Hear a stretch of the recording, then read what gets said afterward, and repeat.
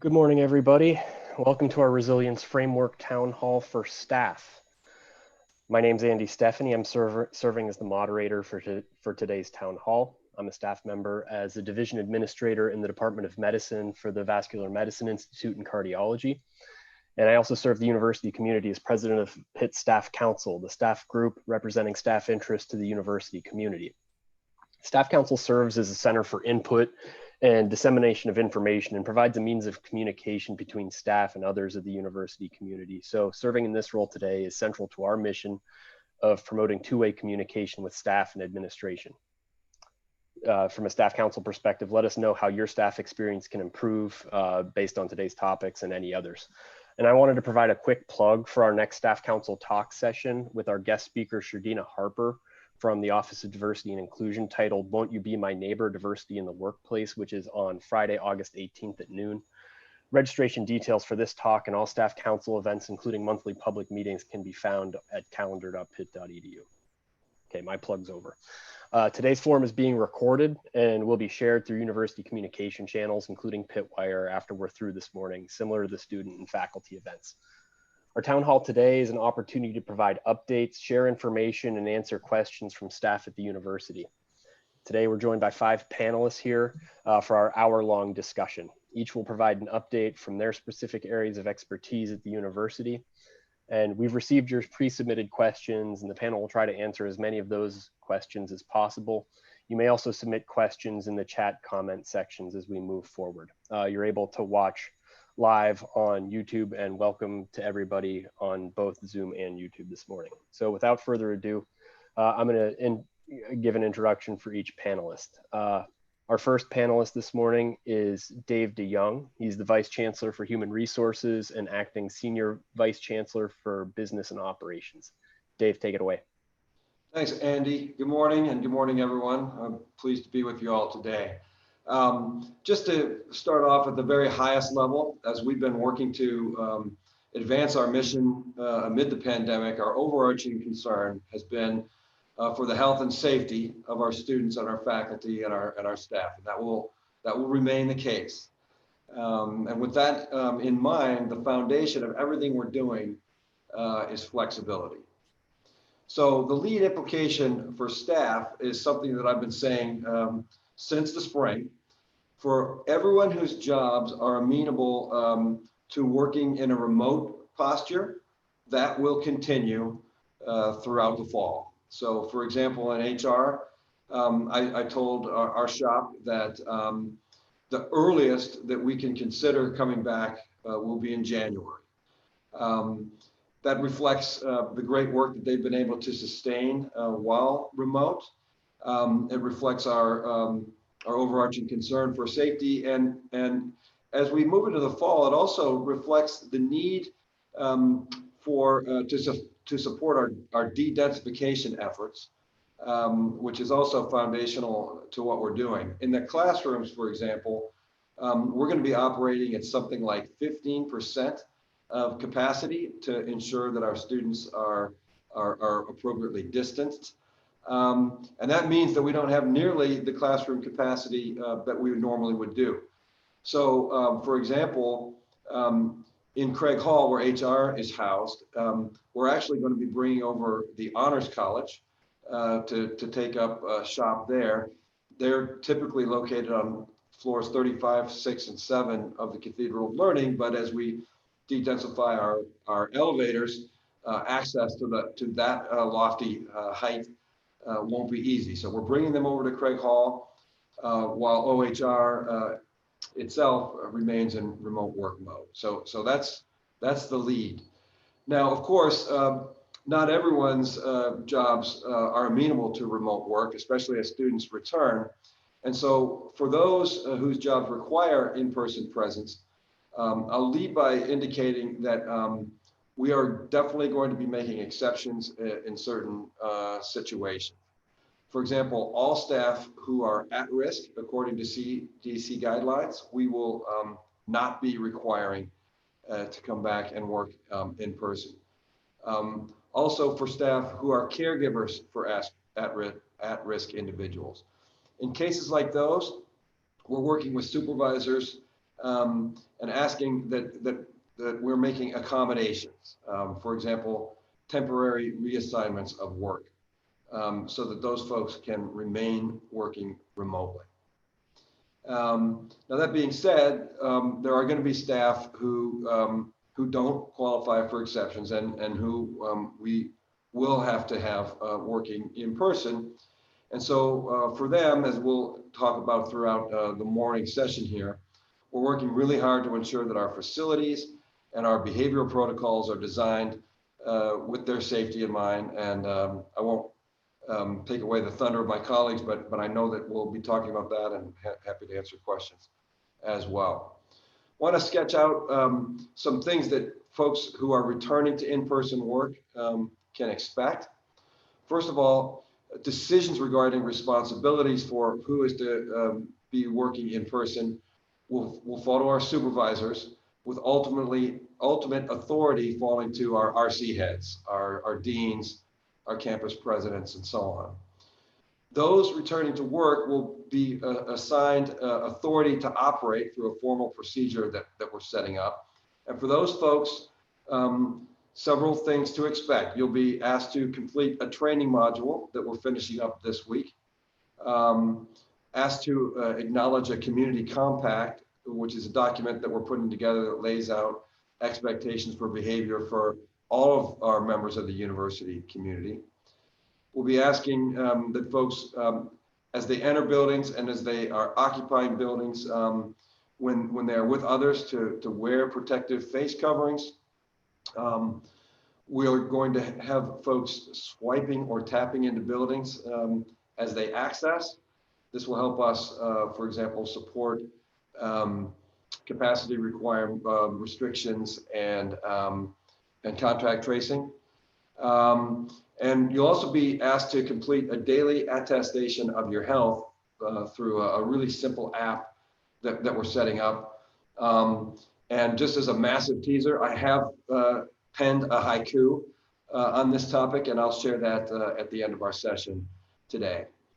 We'll also be asking folks to be cleaning common work areas, and that includes students who are coming into classrooms, and they'll have cleaning supplies available to wipe down their desks. For staff who are working in shared areas, we'll be asking them to supplement the cleaning protocols of facilities management by doing self-cleaning as well.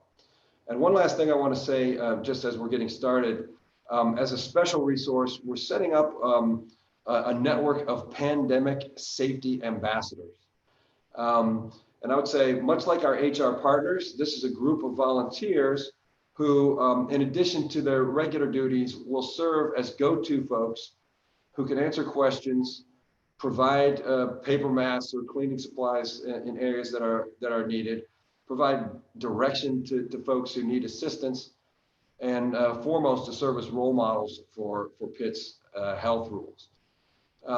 Really, anyone who's coming back to work is a pandemic safety ambassador, but we are setting up this rather, I'd say it's an informal network of folks that explicitly will have this role. We're hoping to have a very thick network of ambassadors that span all responsibility centers, activity areas, buildings, floors of buildings, departments, and so on. For those who are interested, you can sign up by sending your name, your RC, and your area activity to safety@ehs.pitt.edu. And we're having a kickoff meeting for everyone who's interested on August 10th, that's Monday at 3 o'clock in a Zoom session. The session will be hosted by Jay Farrat, our Assistant Vice Chancellor for Environmental Health and Safety, who will be providing support to all of our ambassadors. So really excited about that. Hope as many people as possible will sign up, and appreciate all your support for that. So Andy, I'll turn it back to you, and look forward to hearing from my colleagues.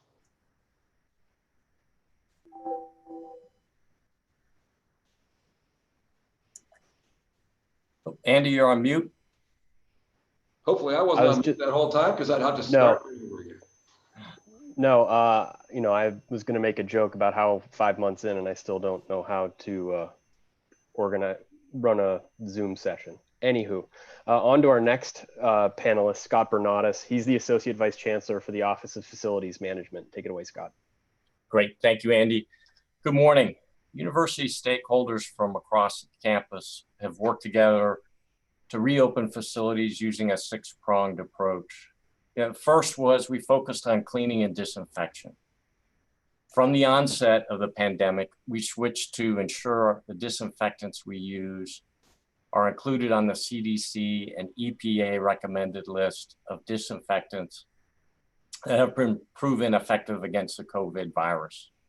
Similarly, from the onset, we have been and we continue cleaning all facilities, including disinfecting high-touch areas such as elevator buttons, handrails, doorknobs, etc., multiple times a day.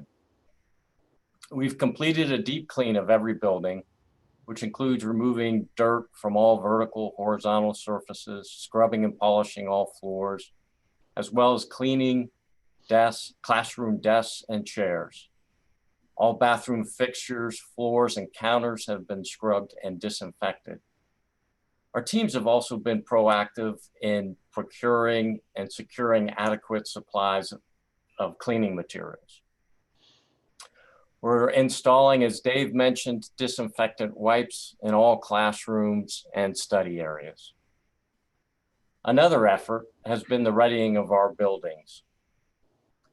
Our team has evaluated every HVAC system on campus, taking into account the latest CDC and ASHRAE recommendations. They've performed preventive maintenance and continue performing that maintenance.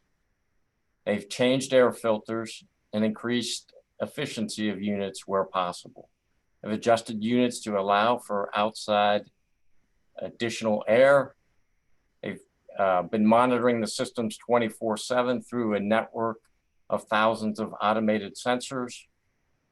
They've adjusted equipment operating schedules to now run 24/7, so the equipment continues to run to account for any after-hours occupancy and maintain purge of the building air. Throughout this, however, there have remained some spaces, about 40 rooms, that we have had to secure from use because they didn't meet these standards. Those buildings are noted in the building access app that Dave mentioned, the authority to operate. And so those rooms will be posted as off limits. We've continued also to regularly flow water through point of use fixtures, sinks, hydration stations, etc. Additionally, facilities has installed over 550 hand sanitizing units across the campus. They're at all the building entrances, elevator lobbies, and other key locations. We've disabled water fountains, but we've made sure that the touchless hydration stations continue to operate. In the restrooms, every other sink and urinal has been disabled. And the team has consulted all these practices with university medical experts, researchers to review our policies. We've had third-party consultants review our plans, and we've brought in third-party commissioning agents to verify that all the systems are operating properly. A third component of our six-pronged approach is maintaining the grounds and exteriors to support campus safety. Throughout, we have been maintaining our outdoor areas and garages, and we've been making sure that they're cleaned, making sure that any trash or debris has been removed. Another major initiative has been supporting physical distancing. To support physical distancing, furniture in shared spaces has been removed or marked as do not use. We've installed tens of thousands of signs across campus to provide consistent visual cues and aids in maintaining social distancing. Elevator occupancy limits have been imposed and they are clearly marked. And where business must be conducted and we are unable to maintain a 6-foot physical separation, we've installed plexiglass barriers as requested. Another key focus of our approach is the oversight of our contractors and vendors.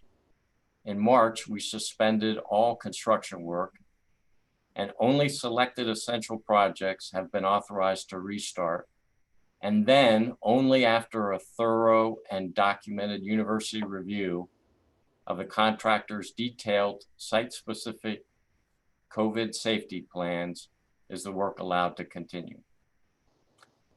We continue to also complete regularly safety audits across all sites for contractor compliance. The last critical element of our approach is occupant responsibilities. All of the above, of course, is only effective if everyone does their part. The best 3 ways to help keep the Pitt community safe and healthy if you're on campus is by wearing a face covering, washing your hands frequently, and maintaining physical distancing. So you can find more information on our building readiness plans, as well as the new procedures that Dave referenced in terms of accessing buildings, at coronavirus.pitt.edu under the Return to Campus tab and in the Buildings and Spaces section. I'll close with saying all of the 500+ facilities management members are committed to serving you and the university as we return to campus. And I thank everyone here for their collaboration throughout this transition. Thank you, Andy. Thanks, Scott. The next panelist I'd like to introduce is John Williams. He's professor and division chief of pediatric infectious disease in the Department of Pediatrics and director of the COVID-19 Medical Response Office. Take it away, John. Thanks, Andy. So we had a lot of questions about contact tracing and exposures, and I'm just going to talk through sort of the big picture of those details. But 2 points to make at the beginning. A lot of this information is on coronavirus.pitt.edu. If you look in different categories under, staff, workplace, mobility, travel, etc.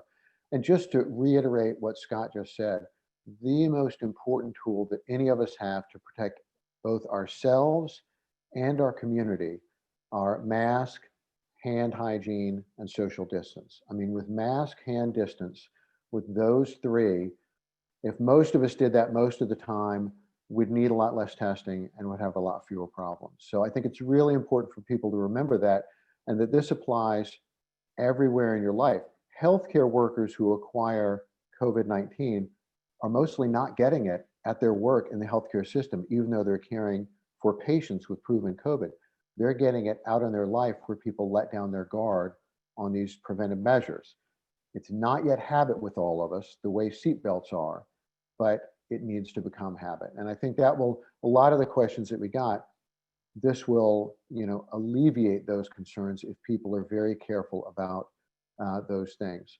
So some of the questions that we've gotten really are related to procedures that, fortunately, many of you have not yet needed to use and hopefully won't need to, but these include contact tracing. So contact tracing and testing, virtually all of that flows through employee health. So if you are exposed to a patient with COVID, and exposure essentially, this can be found on the CDC website, and it's a little different in different settings, but outside of the healthcare clinical setting of a clinical provider caring for a patient, it is essentially less than 6 feet, more than 15 minutes, with or without a face covering or mask. And so you can see right there that it's actually easy to avoid contact in most settings. So if you haven't been within 6 feet for more than 15 minutes of somebody, then that's not a close contact. If you think you have a close contact, or you have questions about that, employee health is the first place to go. Employee health has a very robust contact tracing process that they've been working on since the spring to contact people who were close to known COVID-19 cases to find out, is that actual actually a close contact or not, doesn't meet the criteria for a close contact. If one is exposed, there are, again, well-established CDC and Allegheny County Department of Health guidelines for what to do if one is exposed. Essentially, that means self-quarantine for everybody except essential workers, like a healthcare worker or some other essential job. So it's really important for all of us to avoid those close contacts, to try and avoid, falling into self-quarantine. Other questions that we saw were about symptoms and daily attestation. So there is daily symptom attestation that all of us who are employees have to complete every day we come on campus. And there's currently a web access app to do that. It's going to be a mobile app as well, coming out very, very soon, that will be within the PIP mobile app. So that's every day to attest that I don't have these symptoms that are associated with COVID or concerning for COVID, and that I don't have exposure to a known COVID case. If somebody does have symptoms or known exposure, then they call employee health, and they can help arrange for contact tracing or testing, whatever the case may be. Another common question was about if somebody tests positive, if any of us test positive or become ill with COVID. Very good guidelines from the CDC on what to do. And in short, if somebody becomes sick with COVID, they have to stay home. They don't need to get repeated testing, but they stay home and isolate until they have been afebrile for 24 hours, symptoms are getting better, and at least 10 days since the first onset of symptoms.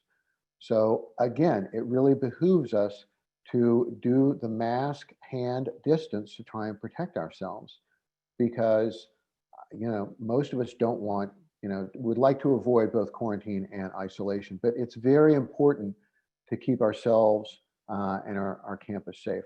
I think two other points of just kind of broad questions that we got. One was about travel. There are a lot of very good data on the coronavirus.pitt.edu website under both the guidelines for safe mobility and the tab for travel that talk about what to do with travel. So for university sanctioned travel, something related to your job, it partly depends on the posture the university in. Everybody has probably seen there are 3 overall postures. These are roughly analogous to the red, yellow, green that the state has. And university travel may be discouraged or actually forbidden, depending on the posture that we're in. Personal travel, obviously we can't forbid people from doing that. Although just on a personal note, try and avoid personal travel unless it's important and essential. And questions that people had about what do I do after personal travel? We're also bound by county and state guidelines, and it's recommended that people self-quarantine after returning from areas that have a high incidence of COVID. These are guidelines on the county health department as well as the CDC website. And people often there were several questions about, do I need to take personal time if I can't come into work and I have to self-quarantine? I think this is something to think about and discuss with your supervisor before you go on a personal trip. If you're going on a personal trip to Florida, you will need to self-quarantine when you get back. So you just need to plan for that and discuss, can you work from home? Can that be, resolved? There are situations where people can use testing to shorten that period of quarantine. And then the final question that I thought was good, and I don't have an answer to right now, is what about if you see people who are not complying with these guidelines about masks and distances and things like that? We're setting up a tip line for students that they can anonymously report on other students' behavior, not necessarily to be punitive to students, but so that we can know if a large number of students are not adhering to these guidelines, which we all owe to each other as part of a community. I will find out, there probably is something or if not, we can set up something like that for employees, because we want to know if a lot of people in your department are not following these guidelines, that's not appropriate. That's not in keeping with the Pitt workplace safety guidelines. And we would want to know about that. I think I'll stop there and Andy, see if people have other questions at the end. Thanks, John. I appreciate that, and we'll get back to additional questions. Our next panelist is Staff Council member Pete Chambers. He's the Director of Shared Research Support Services in the Dietrich School of Arts and Sciences. Take it away, Pete. Thanks, Andy. Hi, everybody. So Andy asked me to be on the panel to kind of give a staff perspective to what's been going on. I have about 30 staff members that have mostly been back on campus since the research restart. We've been dealing with this new reality as best we can. Everyone's required to do the hands distance, face mask. The other kind of techniques that we've been trying to use, even though we're on campus and supporting our graduate researchers and postdocs and faculty, absolutely every meeting that we have that we can do is done remotely via Teams, even if someone's in the next room. We're also supporting de-densification in certain areas where we have more staff by having staff on campus alternate weeks. In some of my specialty shops, my machinists will be in 1 week, and then the other half of the staff will be in the next week. And they're able to do the remote work on the weeks where they're not there, but they still need access to those machines to effectively do their jobs. The other thing Andy asked me to talk about was the PPE supplies. One of my responsibilities is the Dietrich School stockroom, and as I'm sure many of you are aware, the Dietrich School stockroom has been working with purchasing to supply PPE and disinfectant needs for the research and clinical areas in the university. We have never done central purchasing like this before. It's been an amazing experience. We've had a lot of support both from purchasing and Matt Sloan and Dave Ewey's group in the movers to be able to actually get people the PPE that we need. We do anticipate that the supply chain is going to continue to have issues for the next 6 to 12 months. In addition to the gloves, which are the new N95 masks, there's a polypropylene shortage, which affects everything from spray bottles to gallon bottles. In that case, sometimes we're not able to get things in gallon bottles and we have to get them in 5-gallon cans. It also affects wearable PPE that's made from spun-bound polypropylene. So things like disposable gowns, coveralls, and bouffant caps remain difficult to source. As such, please try to plan ahead and anticipate possible delays. If you've ordered a product that's on back order, in many cases, purchasing has done an amazing job trying to find a comparable product, and we are actively reaching out to our customers to arrange a substitution. Most of these emails come from our on-site ULS rep, so be on the lookout for a thermofisher.com email address, and just don't delete something that comes from Thermo Fisher, because we may be trying to get you the PPE that you need. On the non-research and clinical side, as Dave said, staff are only responsible for disinfecting areas that facilities is not currently disinfecting, which are some common shared office spaces and maybe your own office. There was an email that went out Monday from purchasing about this, but Tom Youngs and his team in purchasing have done an amazing job securing bottles of 8-ounce hand sanitizer, which are available now through Supra on the punch out to all campuses.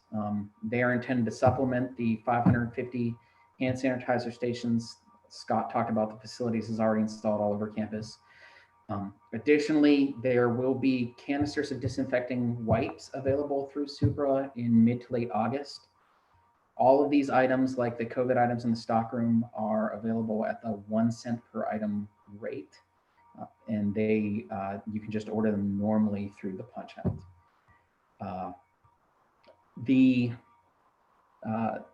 There was, I think, an email. There is a plan, at least, for all staff members to be provided with a face covering by the university. If that email has not come out yet, it should be coming out soon. I will just say that for people not working in clinical and research spaces, the current EHS guidance is that gloves are still task-specific PPE. So if you have previously used gloves for a certain task, you should continue to use gloves. Otherwise, for the most part, hand washing is probably your best bet. Most of the home style disinfectants and canisters and wipes that you're going to be using to disinfecting your offices don't require the use of gloves. If you think you have the need for gloves or N95s or anything like that, you can reach out to EHS to try to get some specifics. There are wonderful PPE and disinfectant guidelines that EHS has put together that are available online, and they should be your first line for asking questions. I think that's all I have for right now, Andy. I'm happy to take questions in addition to everyone else. Thanks, Pete. I really appreciate that. And thanks for joining us today. Our fifth panelist is Javette Washington. She's the Senior Vice Chancellor, Chief Legal Officer, and Executive Sponsor of the Resilience Steering Committee. While she doesn't have a specific presentation to provide, she will be chiming in on questions as we go through the question and answer period. With that said, everybody has presented, so we're going to open the floor to questions, and I will be facilitating those questions with our panelists. The first question I have is for Dave. There's a lot of staff that are expressing concern about means of getting to campus, whether that's parking and the ups and downs of not needing parking every day, or riding public transportation with some of the concerns about social distancing in that regard. What can you speak to? Is there anything you can speak to with regard to getting to and from campus? Yeah, I'll start with a couple things. One is we've changed what we're doing with parking. So for folks who are interested in coming in, say once a week or on an ad hoc basis, we do have groups of lots that are available for that purpose. We've got plenty of capacity because many people with monthly passes are working remotely. We're waiving the fees for those. But for folks who need to come back, they can do that on a daily basis, $5 at a list of lots that I believe is available on our website.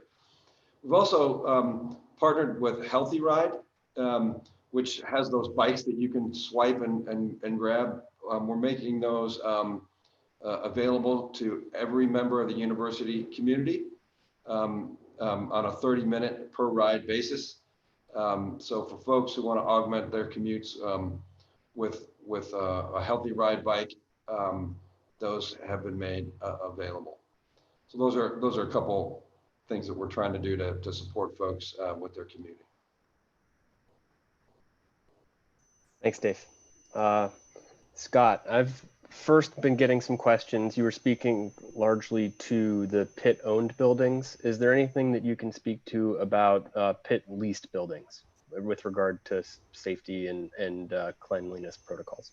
Yep, I will say leased buildings are following the same protocols.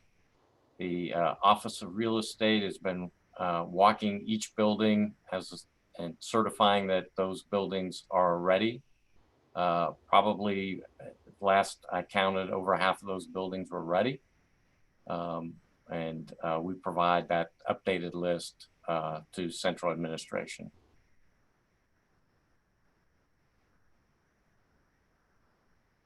Oh, Andy, you're on mute again, sir.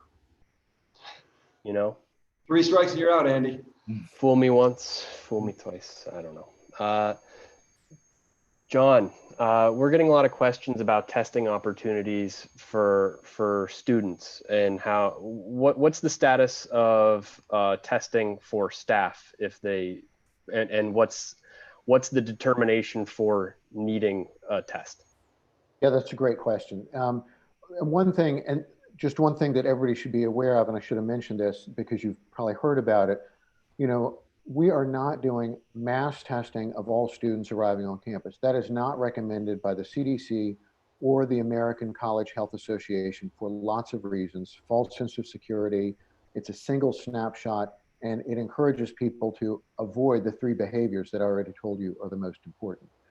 However, because we have students coming from outside of the region and from other areas, we're using a sort of very time-honored, established technique to establish point prevalence of systematic random sampling, where using statistical algorithms, we are selecting subsets of students to test during those first 2 weeks of arrival to get a sense of what the point prevalence is. of course, we expect it to be low. Now, symptomatic testing for students or staff will flow through the same mechanisms it does now. So students will call student health and they discuss over the phone, and student health and employee health, the same thing. So staff, faculty, staff, any employee would call employee health, a student would call student health. And both have algorithms that they talk through to say, do these symptoms, make sense that they could be consistent with SARS-CoV-2 infection with COVID, and that we should do the test. And if so, then that test is arranged through employee health for employees or through student health. We're currently getting, I've talked to people in the last few days with employees and student health, and we're getting turnaround times within a few days for symptomatic people, which means that people are mostly going to have to quarantine or isolate until the results of that test are known, if they're symptomatic. So we don't expect that to change, but we expect to be able to meet the demand of the testing. Thanks, John. Pete, you've been on campus for a couple of months now, like you said, facilitating the early restart of research. Can you speak to any of the things that you've heard from staff, any particular concerns that they've had with regard to returning to campus safely? Sure. I think for the most part, the university's done a fabulous job making these places safe. Facilities, the signage, and the hand sanitizers everywhere. It's wonderful. Even though it's a huge change to retrain your habits to work in a different way, all of the visual cues are very important in helping you make that change. For the most part, it's just learning to change those habits, right? You have a certain way that you go into work and you do your job and then you go home, right? And this requires a change in how you do your work in addition to how we've been living our lives. So for the most part, it's just people keeping each other accountable to the standards that have been set up. Most concern happens with how do I eat lunch, stuff like that. How do I use the bathroom? But I think everyone has kind of figured those things out as we've gone along. And my staff have been doing a great job with following the rules. Everyone's been holding each other accountable, which has been fabulous to see. And really, it's coming together as the wonderful Pitt community that we are to keep each other safe. Thanks, Pete. Javette, I've been getting some questions about the daily attestation. Those that have returned to campus with the research restart on upper campus have been completing a daily attestation. And we've seen, on my.pitt.edu, there's a portal to submit new daily attestations. What's the plan going forward for collecting those attestations? Is it for the folks that have been back on campus, will it be continuing to use the same form? So thanks for that question, Andy. We have done our best to try to make this as easy as possible for people who will be on campus. And we started out in the research restart with a DocuSign form that people had to do every day. We've now transitioned that to a mobile app, as Dr. Williams was saying, that we hope will be easier for people to complete and easier for us to see that people are completing them. So it's essentially the same process, it's just a different format of doing that. And the information goes to supervisors the same as it did before. It's just a way of letting us know that you are healthy enough to come to campus and that you've checked yourself to make sure that you're healthy. Thanks, Javette. Dave, I'm getting some questions about flexibility. That was a big push for staff council before we left campus in March, and trying to find ways to improve our work-life balance. And with the fall coming up and student, a lot of parents dealing with the question of whether or not their students in their house are going to be going back to school, having some questions about, childcare and, just flexibility with respect to that. What are some options that staff have if they feel the need to, make adjustments to their schedule to accommodate that? Sure. So, for staff who are working from home, who are also dealing with childcare provisions, they are totally able to do that under our postures. That means that their work times will probably be idiosyncratic, and we're asking supervisors to be patient with that and accommodating. That remains. We've been doing that throughout the spring, now into the summer. We've been talking with folks for people who need help with daycare, because we know that daycare centers have been working with limited capacity.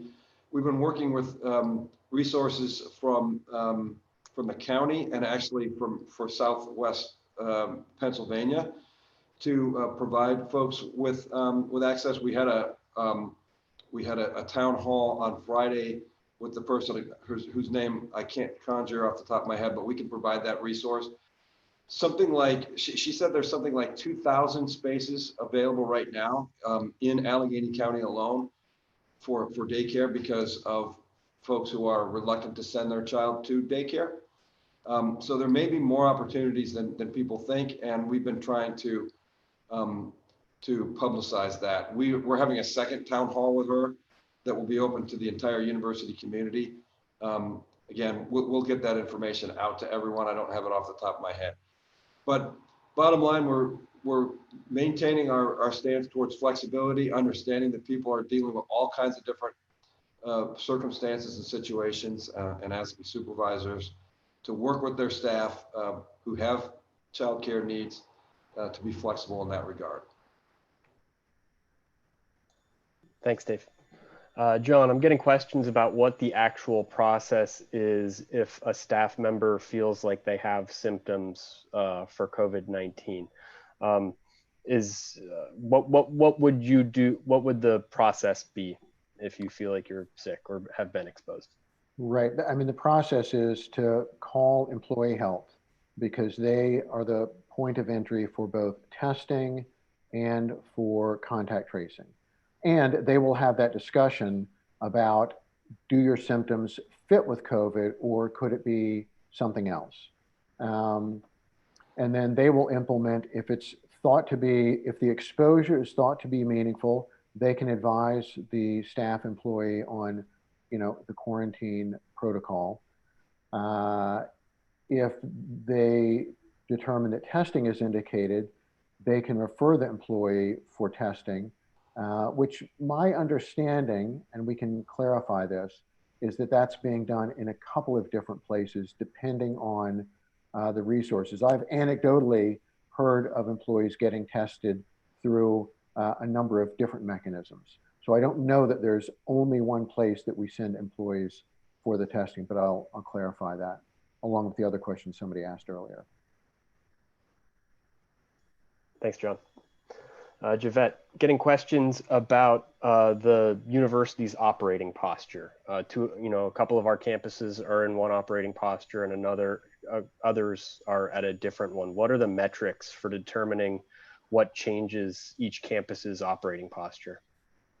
Sure, it's not a hard and fast line. The Emergency Operations Center and the Healthcare Advisory Group on a weekly basis look at what's happening in all those locations. So they look at both the hospitalizations, they look at the availability of beds, they look at the number of cases in a particular place, they look at all kinds of metrics that involve like the spread of the virus through those communities.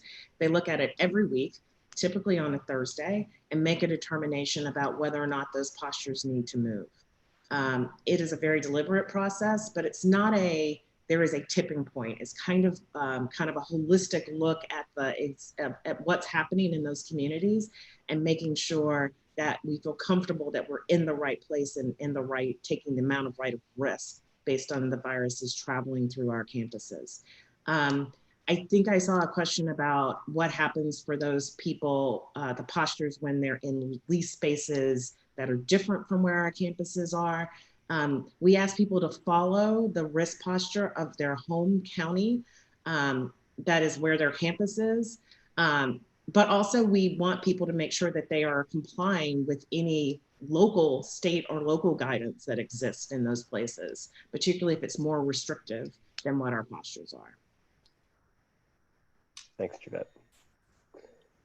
Dave, we're getting some questions about self-quarantining and isolating with respect to sick time and FMLA. Oh. Obviously, you've been working in a remote posture for several months. Some people don't have that opportunity, and returning to campus is necessary for them. If they're quarantining or isolating, what's the process for using sick time or requesting FMLA? So they can use sick time for that purpose. And we have added 2 weeks of sick time to everyone's current allocations. So we hope that in most cases that will be sufficient. For those who need more time, the next step would be to get to FMLA, and the extra sick days we think are adequate to get everyone to that. The FMLA piece is important for people's for their own protection, legal protection, and we are asking that folks do go on FMLA once their sick time is used up. Thanks, Dave. Scott, we've gotten some questions about construction and the timing of construction and potential delays with respect to the COVID shutdown. Can you speak to anything in that regard? Thanks, Andy. Yes, so as I mentioned in March, we shut down our construction contracts. The governor allowed construction to restart on the 4th of or 5th of May, in the first week of May anyways. And then we took additional time to make sure that we evaluated all the contractors' COVID safety plans and that they were robust and realistic. Once that was done, we allowed construction to restart. So for those selected projects. So what we see is probably most projects that were continued would be about a 3-month delay for larger projects. And I will say the projects that were chosen to restart were chosen based on whether or not they were dedicated to facility safety improvements, which we consider essential, whether they were required to ensure critical building and utility systems remained operational, whether they were essential to the very mission of the university. And then some projects, in addition, that were funded with non-PIT funding were allowed to continue. So, all in all, many projects paused and still on hold. A select number of projects that were critical and important continue. I will say there are 5 major projects that are continuing on campus. And that is the Bigelow Boulevard infrastructure improvement in William Pitt Union grounds. That was obviously something we couldn't leave in the state it was in mid-construction. Enabling on the hillside is essential to complete. The Peterson Sports Complex addition is another large project that continues. Very large project is the Salk Hall renovation, and then the renovation of the ground floor cathedral restrooms. Those are the 5 probably big ones that folks will notice. So you will see a difference. You'll see contractors wearing masks. You'll see our staff out inspecting the project site. Thanks, Scott. Thanks. Dr. Williams, I know this is a real basic thing, but we're getting questions on just showing us all the appropriate way to wear a mask so we don't have to have that difficult conversation with asking someone to adjust it. Do you have a mask handy to show us the appropriate way to wear a mask and the checks that we have to? I do. And it's actually not that basic. I mean, again, I think we're all relearning habits. You know, the analogy that I think of, when I was a child, cars didn't have seat belts. Okay. So we weren't conditioned to wear seat belts. And then cars got seat belts, and people still didn't wear seat belts until states passed laws saying you have to wear seat belts. I mean, that's just what it takes us humans to do what we, know we're supposed to do. And that became the law everywhere. And now every car is made with seat belts. They're not added aftermarket like my parents' car was. And our kids and many of the young people on this call would never dream of getting in a car without clicking on a seat belt. And they know the shoulder belt goes over your shoulder. This is no different. We're learning to live in a pandemic that's going to be with us for a while. I'll just note, these are habits that are going to be really helpful for also avoiding flu, which kills, 50, 60,000 Americans every year, and other viruses. So the more we all make these part of our routine daily habits, people don't need to be told how to brush their teeth every day, okay, or how to put on their seatbelt, but we're all learning this. How do you not touch your face constantly? How do you, think about where you're putting your hands on elevator buttons and doorknobs? And yes, how do you wear a mask? So I have both cloth masks and a medical mask, but the key thing, this is a nice cloth mask that my sister made, but she doesn't make them for sale, sorry. And you should, normally what you would do, I don't have my hand gel right here because I'm working at home, but you do hand gel, then take your mask by the ear loops and put it over your face and adjust it so it's covering your nose and all the way down over your chin.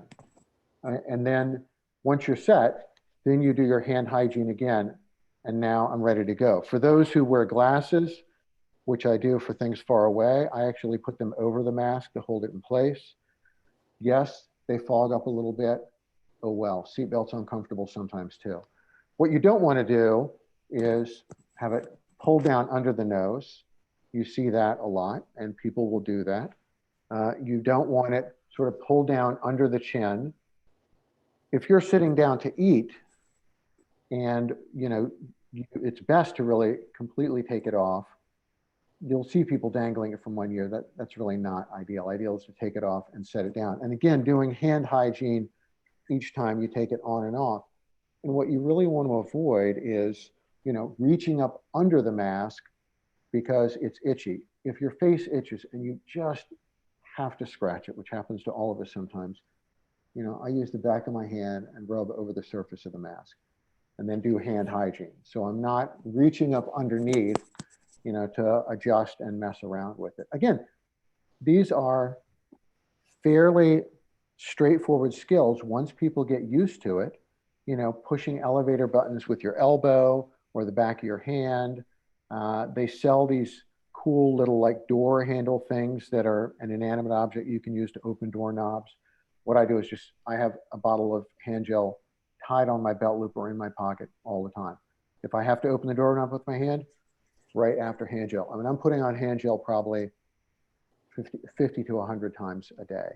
But these things become habit pretty readily, and then we can function. Look, scores of thousands of Americans die in car crashes every year, including thousands of college-aged people. But we all have good habits for driving, seatbelts, safety, speed limits. And if we all do the right thing, we can manage that risk associated with driving.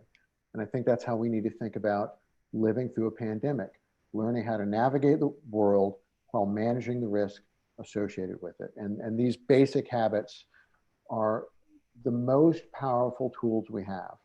And so for each of you on the call, either on the Teams or on YouTube, mask, hand hygiene, social distance, those are the most valuable tools that each of us have for ourselves and our community. Thanks, John. Really appreciate it. Scott, I had one question. When you spoke to facilities reviews and HVAC analysis, can you confirm that was also done on the regional campuses as well? I don't know if that was clear. Yeah, we've been talking with our regional campuses, and we're reviewing their work as well, and that is being done. Has been done, or in some cases still finishing up. It's being done. All right, thanks again, Scott. One last question is for Dave regarding, flexibility of the vacation accrual. So one of the first things that HR did when the pandemic struck was open it up, remove the vacation cap to allow staff to continue to accrue vacation days without the opportunity to use them. Do you have any, what are the briefly, what are the plans for that in the short term? And then, do you see any changes to how the vacation's accrued going forward? Right, so what we did was we raised the limit so people can continue to accrue above the limit up until November 30th.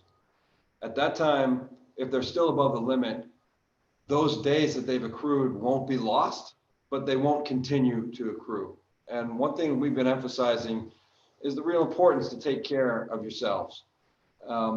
Take some time, even if you're not going to travel to the Bahamas, to take some of your vacation time for a staycation, just for some mental health regeneration. I'm going to take my own advice one of these days. I haven't taken a day since went remote, but really do encourage people to use their time for themselves, for their mental health, for their physical health.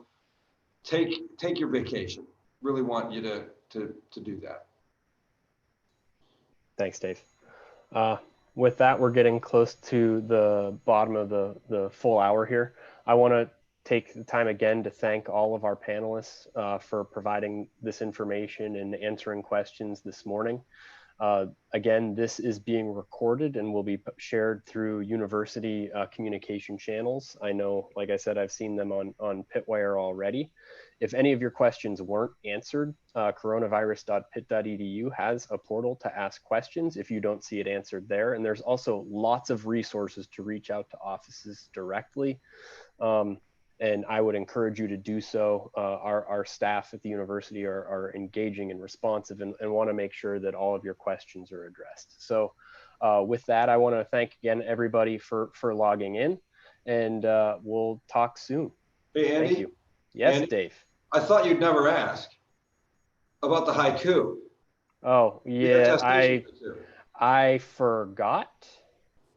Well, thanks for asking though, Andy, because I will sign off with the attestation haiku, which is unique in all of the haikus I've written because it's the first one I've ever written that rhymes.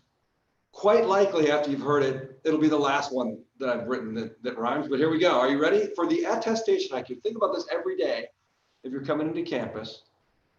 When you do your haiku, when you do your attestation, here we go. As you start the day, please take a moment to say whether you're okay. Andy, thanks a lot, and thanks for everybody who came. Appreciate your support. And hail to Pitt. Hail to Pitt. Thanks, everybody. Thanks, Andy. Thanks.